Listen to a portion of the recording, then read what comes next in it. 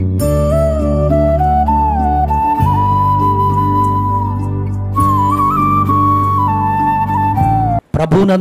మాకత్యంత ప్రియులైన దేవుని బిడలైన మీ అందరికీ ఈ ఉదయకాల సమయంలో మన ప్రభువును ప్రియ రక్షకుడైనటువంటి యేసుక్రీస్తు ప్రభువు వారి ప్రశస్తమైనటువంటి నామములో శుభములు మీ అందరికీ కూడా తెలియజేస్తూ ఉన్నాం.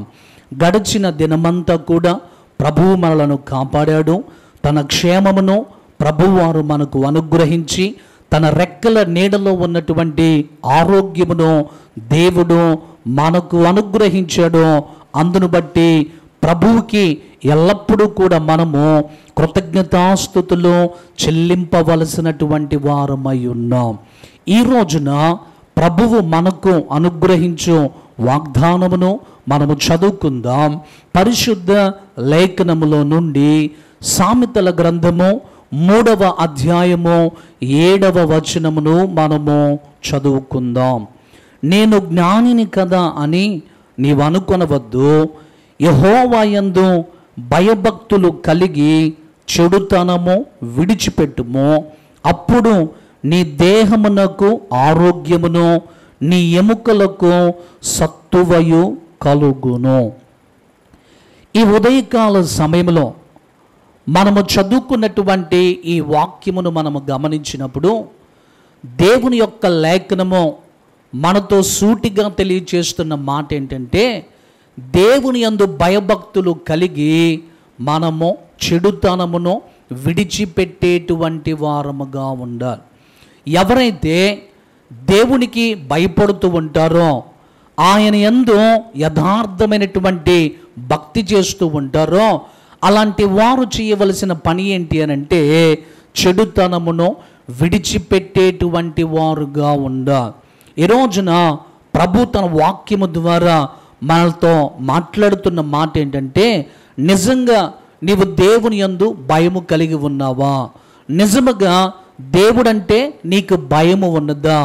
నిజమైనటువంటి భయము, నిజమైనటువంటి భక్తి నీకు ఉంది అనంటే నీవు చేయాల్సిన పని ఏంటంటే, నీవు చెడుతనమును విడిచిపెట్టేటువంటి వ్యక్తిగా ఉండాలి. ఈ రోజున చాలామంది మనుషులు దేవుడంటే మాకు భయము ఉంది అని, దేవుడంటే మాకు భక్తి ఉంది అని పైకి చెప్పుకుంటూ దేవుని శక్తిని ఆశ్రయించకుండా చాలామంది వేషధారణ బ్రతుకుతూ ఉన్నాం. కొంతమంది భక్తి మనుషులను మెప్పించేటువంటి విధంగా ఉంటుంది. కొంతమంది భక్తి మనుషులను సంతోషపెట్టేటువంటిదిగా ఉంటుంది. అలాంటి భక్తి నీవు చేస్తే అది దేవుని దృష్టికి నిష్ప్రయోజనమైనటువంటిది. లోకాన్ని మెప్పించే భక్తి నీవు చేస్తూ ఉన్నావా? తద్వారా నీకు ఎలాంటి ప్రయోజనము చేకూర్చబడదో దేవుడు నీ దగ్గర నుంచి ఆశిస్తుంది ఏంటి అనంటే, నిజంగా యథార్థమైనటువంటి భయమో, యథార్థమైనటువంటి భక్తిని నీవు కలిగి చెడుతనమును విడిచిపెట్టాలి అని ప్రభు కోరుకుంటూ ఉన్నా. ఎవరైతే ఆయన యందు భయభక్తులు కలిగి చెడుతనమును విడిచిపెడతారో అలాంటి వారికి దేవుడు అనుగ్రహించేటువంటి ఒక గొప్ప మేలు ఏంటంటే, దేహమునకు ఆరోగ్యము కలుగుతుంది, ఎముకలకు సత్తువ కలుగుతుంది అని ప్రభు తన వాగ్దానము ద్వారా మాట్లాడుతూ ఉన్నా. ఈ రోజుల్లో చాలామంది దేహమునకు ఆరోగ్యము లేకపోవడానికి గల కారణం ఏంటంటే, కొంతమంది చెడు అలవాట్లకు, చెడు వ్యసనాలకు కొంతమంది బానిసలైపోయారు. ప్రాముఖ్యముగా యవ్వన కాలంలో చాలామంది బిడ్డలు లోకాశలకు పడిపోయి, లోక సంబంధమైనటువంటి ఆశలకు గురైపోయి చెడు అలవాట్లకు బానిసలైపోయారు. యవ్వన కాలంలో వారు ధూమపానము చేయటానికి, ఆ తర్వాత మద్యమును సేవించటానికి చెడు అలవాట్లకు బానిసలైపోయారు.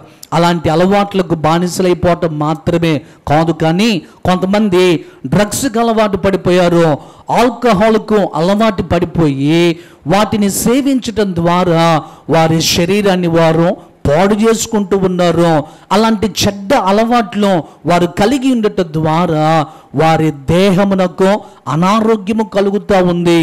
యవ్వన కాలములో అలాంటి భయంకరమైనటువంటి చెడు అలవాట్లకు బానిసలైపోయి దేహాన్ని పాడు చేసుకొని అనారోగ్యమునకు గురైపోయి శరీరంలో ఉన్న అవయవాలన్నీ కూడా పాడైపోయి చాలామంది మధ్య వయసులోనే యవ్వన వయసులోనే ఈ లోకాన్ని వదిలిపెట్టి వెళ్ళిపోతూ ఉన్నారు.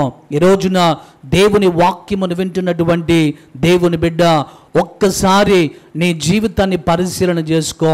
నీ దేహము ఆరోగ్యముగా ఉండాలి అనంటే ప్రభువు నీకు ఇచ్చినటువంటి ఆయుష్ను నువ్వు పొందుకొని ఆరోగ్యంగా జీవిస్తూ ఈ భూమి మీద దేవుని యొక్క కృపలో వర్ధిల్లాలి అనంటే నీవు చెడుతనమును విడిచిపెట్టాలి.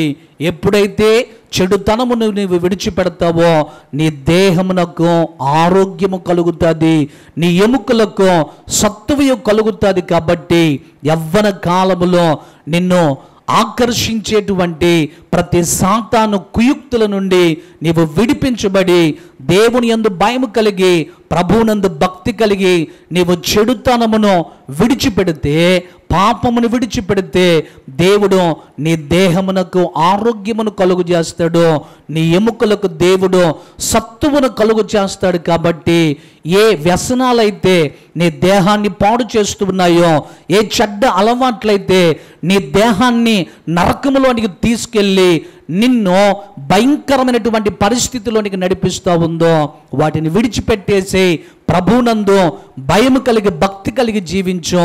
అలా భక్తి కలిగి జీవించి నీవు చెడును అనగా పాపమును విడిచిపెట్టినప్పుడు దేవుడు నీ దేహమునకు ఆరోగ్యమును కలుగు చేస్తాడు. కారణం ఏంటంటే ఆయనే ఆరోగ్య ప్రదాత. ఆయన ఆరోగ్యమును నీకు ఇచ్చి క్షేమమును అనుగ్రహిస్తాడు. కాబట్టి ఈ ఉదయకాల సమయంలో ప్రభువు నీ దేహమునకు పరిపూర్ణమైనటువంటి ఆరోగ్యమును, నీ ఎముకలకు సత్తువును కలుగు చేసి నా దేవుడు నీకు క్షేమమును అనుగ్రహించునుగాక.